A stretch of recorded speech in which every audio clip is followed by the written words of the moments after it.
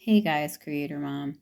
So the Bible says that the enemy comes to steal, to kill, and destroy, right? And I was reading in Neville Goddard's book, and he was talking about someone who had asked him, well, what if people desire to kill someone, right? He said, no. What they're desiring is not necessarily to kill somebody, but what they're desiring is to be apart from that person, to not have to like experience that person or something like that. And basically what I was thinking was like, okay, so what happens is this person decides to take it into their own hands, right? Their own flesh, and hurt somebody through their own flesh or their own force, instead of through instead of realizing that they could not experience that person through other means.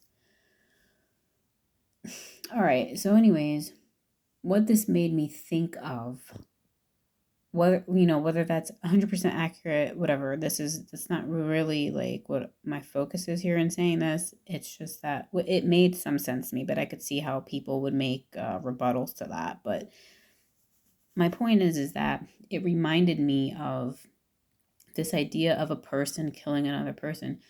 Reminded me about the flesh, right? Because the Bible says the flesh wars against the spirit. To me, the flesh is when we forcefully and coercively try to do things, um, instead of doing things out of the spirit, which is a place of rest and inspired action. And I feel like when we do things out of the flesh, what happens is kill, steal, and destroy.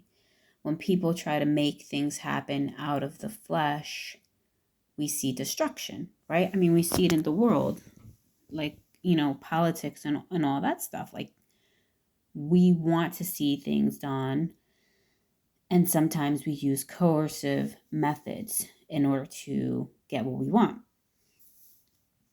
And that brings about killing, stealing, destroying, because that's the flesh, right? That wars against the spirit. The flesh doesn't think that it can get what it wants except through coercive, forceful methods. I think that that's what it's funny, because like when you're in church and stuff and they say, you got to put that flesh down. You got to put that flesh down, right?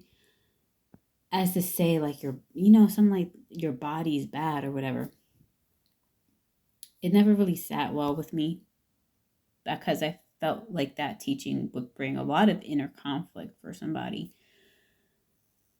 But what I think it means is that having a desire, but then thinking that you have to take it upon your own hands to coercively and forcefully make that happen,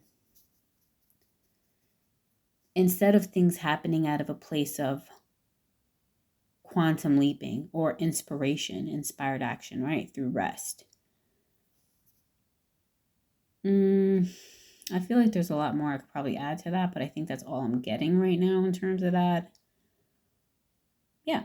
So, yeah, basically, when we do things through the flesh, there's killing, stealing, destroying. And the spirit brings life. When we do things through the spirit, through inspired action, through God's rest, through belief, through faith, it brings the fruits of the spirit, right? Peace, love, joy, happiness.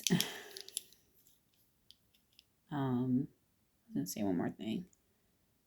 So, yeah, that's about it. Bye.